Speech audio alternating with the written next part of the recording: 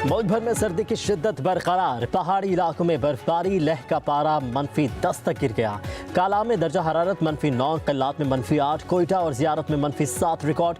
कराची का मौसम भी ठंडा, दर्जा हरारत 8 डिग्री सेंटीग्रेड हो गया। लाहौर में शदीद सर्दी, महकमा मौसमियात का कहना है आइंदा 24 घंटों में बारिश का कोई इम्कान नहीं।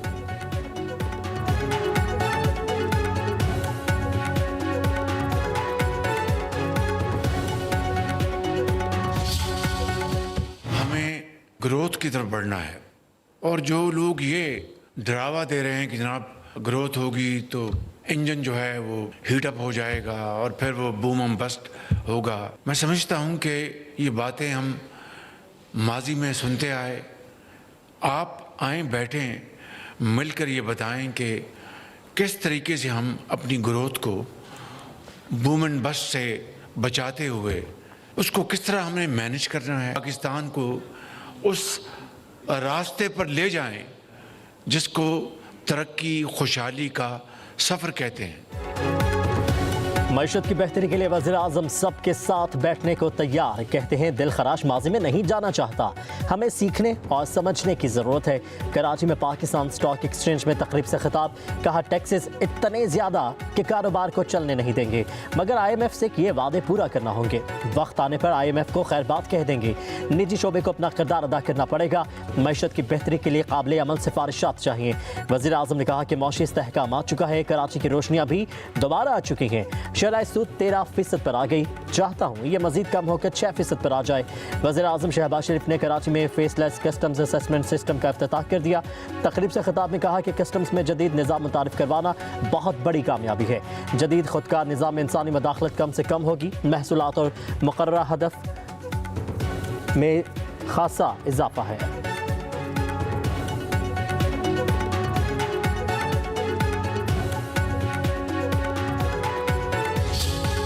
हसान नियाज़ी फौजी वर्दी को उसने एक डंडे पे टांग के उसकी इतनी तज़हीक की, उसको 10 साल कैद हो गई। आपको सियासी इख्तलाफ करने का हक है, तहजीब के दायरे में रह के भी सियासी मुखालफत हो सकती है। ये मकाफात अमल ही है जो आप भुगत रहे हैं। आज फौजी हैं, अगर हमारे साथ हैं तो बहुत अच्छे, अगर हमारे साथ नहीं है तो इनको गोलियां मार के शहीद कर दो, इनकी वर्दियों को डंडों पे टांग दो। बड़ा अच्छा है सियासी इख्तलाफ करना, उसके लिए जनाह हाउस को जलाने की जरूरत नहीं। मुझे मेरे वालिद के सामने गिरफ्तार करके उन्होंने डेथ सेल में 2 दफा फेंका, मैंने तो किसी को नहीं कहा कि पुलिस वालों को गोलियां मार दो। कौन सी सियासत बच्चों को कहती है किसी से उसका माँ बाप छीन लो।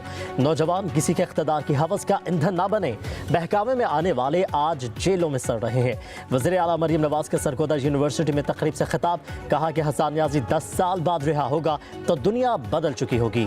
जलाओ घेराव का कहने वाला आपका हमदर्द नहीं, वादा करें कभी मुल्क के खिलाफ नहीं जाएंगे। पंजाब में स्कॉलरशिप्स पर 72 अरब रुपए खर्च हुए। स्कॉलरशिप्स देते हुए ये नहीं सोचा कि तालिब इल्म का ताल्लुक किस जमात से है। मैं आपकी वज़ीर आला और माँ हूँ। 1 लाख इलेक्ट्रिक बाइक्स तलबा को मुफ्त देंगे।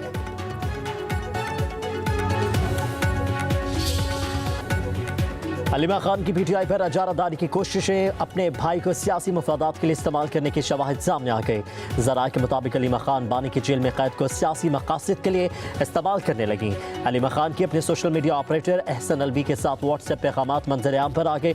बानी को पोर्ट ऑफ कोल्ड से तशबीह दी, कहा कि हम क्यों बानी PTI के लिए जेल में एयर कंडीशन और बड़ा कमरा हासिल करके हालात को नॉर्मल दिखाएं। लोगों को दर्द महसूस होना चाहिए जो फ्रिज, AC और कमरा पेंट करवाने से नहीं होगा।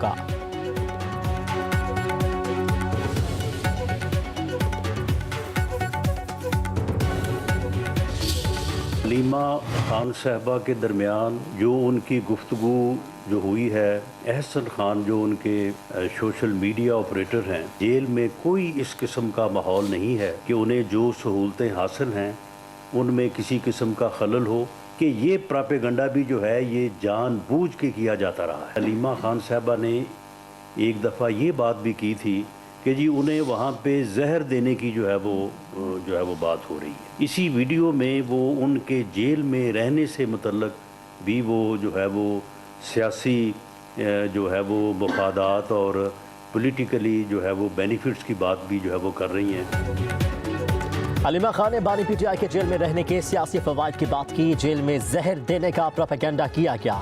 जिस जमात के लोग इस तरह की साजिशें करें उनसे क्या तवक्को की जा सकती है। वज़ीर आज़म के मशीर राना सनाउल्लाह की न्यूज़ कॉन्फ्रेंस, कहा कि पीटीआई के लोग आपस में भी लड़ रहे हैं और इदारों से भी। ये लोग हमेशा सोशल मीडिया पर मुल्क मुखालिफ मुहिम चलाते हैं। जिस सोशल मीडिया ने इन्हें बड़ी जमात बनाया उसी ने इनका बेड़ा गर्क कर दिया। राना सनाउल्लाह ने कहा कि बानी की रिहाई के लिए कोई दबाव नहीं। जहां से इन लोगों ने उम्मीदें लगा रखी हैं वहां से एक बयान तक नहीं आया। पीटीआई रहनुमाओं की बातों से लगता है वो मुज़ाकरात में संजीदा नहीं है।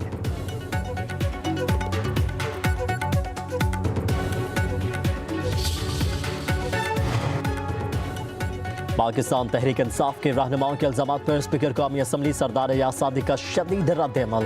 कहते हैं बानी से मुलाकात न करवाने पर, मेरे किरदार अदा न करने पर तनकीद बेजा है। मेरा काम हुकूमत और अपोजिशन के दरमियान सहूलतकारी का है। बानी से मुलाकात करवाना मेरा मैंडेट है, ना ही जिम्मेदारी। मेरे दरवाजे सबके लिए हर वक्त खुले हैं। किसी भी रुकन कौमी असम्बली से मुलाकात से कभी इनकार नहीं किया। मुज़ाकराती अमल से अलग होने की तजवीज़ पर गौर के लिए भी तैयार हूँ। बैरून मुल्क होने का मतलब ये नहीं कि मैं मीटिंग का इंतज़ाम नहीं कर सकता।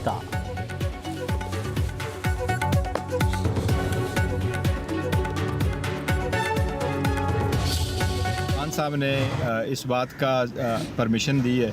आज खान साहब ने कहा है कि जो हमारे मुतालबात है वो बेशक आप इन राइटिंग दे दें, और इस मरतबा खान साहब ने ये भी कंसेशन की है कि मुलाकात कमेटी की नहीं भी होती तो एक मीटिंग हम कर लेते हैं, लेकिन अगर आइंदा नहीं होता तो फिर दोबारा दें। बानी पीटीआई की कमेटी को हुकूमत के साथ मुज़ाकरात जारी रखने की हिदायत। दोनों मुतालिबात तहरीरी तौर पर हुकूमती कमेटियों को देने की इजाज़त भी दे दी। बैरिस्टर गौहर कहते हैं मुज़ाकरात के लिए तीसरी नशिस्त ज़रूर होनी चाहिए। मुज़ाकरात किसी डील के लिए नहीं बल्कि मुल्क और कौम के लिए कर रहे हैं। बैरिस्टर गौहर ने बानी की हाउस अरेस्ट की ऑफर के हवाले से अलीमा खान के दावे की तरदीद कर दी।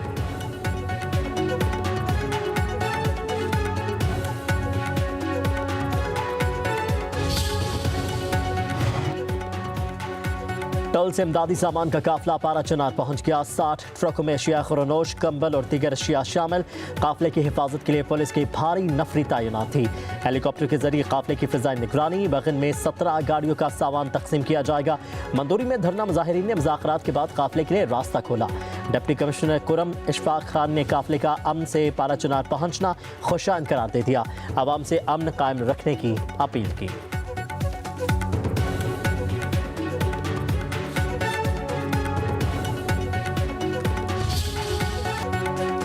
फौजी अदालतों से सजा याफ्ता मुलजिमों को क्या सहूलत मिल रही है। पंजाब हुकूमत ने रिपोर्ट सुप्रीम कोर्ट में पेश कर दी।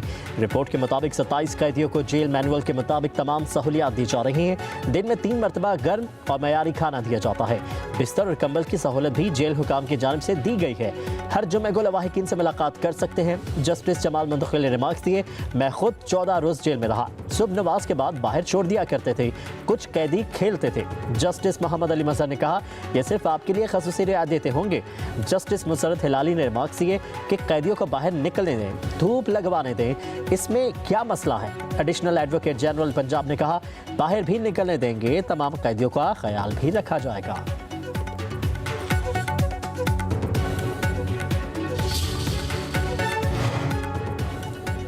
आम शहरियों का मिलिट्री ट्रायल कैसे हो सकता है। अगर मिलिट्री ट्रायल का अदालत से हुक्म मिलता है तो ये बहुत बड़ा जुल्म होगा। तहरीक इंसाफ के रहनुमा असद कैसर के अलावा राजा नासिर अब्बास समेत दीगर रहनुमाओं के हमरा मीडिया से गुफ्तगू। कहा कि उम्मीद है सुप्रीम कोर्ट से इंसाफ मिलेगा। मुज़ाकराती कमेटियों के इजलास में हमने संजीदगी का मुजाहरा किया। बानी पीटीआई से मुलाकात का सिलसिला जारी रखने का कहा, मगर ताहाल मुलाकात नहीं करवाई गई। पार्टी चेयरमैन से मुलाकात किए बगैर हम कैसे आगे बढ़ सकते हैं। अलामा नासिर अब्बास ने कहा, मिलिट्री कोर्ट्स का फैसला मुल्क के मुस्तकबिल से जुड़ा है। 9 मई में जिसने 2 बोल बोले उनको मुआफी मिल गई। पाकिस्तान के आइन से भी आवाम का एतमाद उठ रहा है। मुज़ाकरात का वक्त बहुत अहम है। मुल्क सैंडविच बनता जा रहा है। पाकिस्तान को बचाने के लिए मुज़ाकरात होने चाहिए।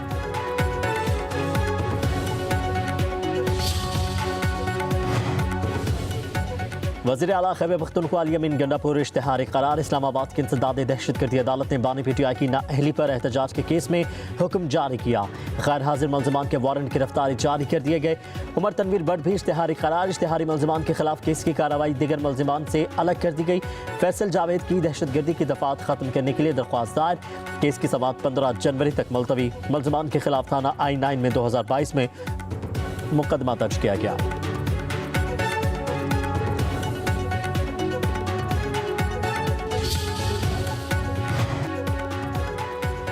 ट्रंप ने कनाडा को अमेरिका के नक्शे में शामिल करके तस्वीर शेयर कर दी। नक्शे के कैप्शन में ट्रंप ने वो कनाडा लिखा है। इससे कबल ट्रंप ने कनाडा को अमेरिका में ज़म होने की ऑफर की थी।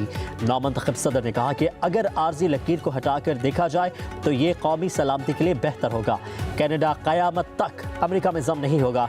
कैनेडियन वज़ीर-ए-आज़म जस्टिन ट्रूडो का अमेरिकी नामंतखब सदर डोनाल्ड ट्रंप को जवाब।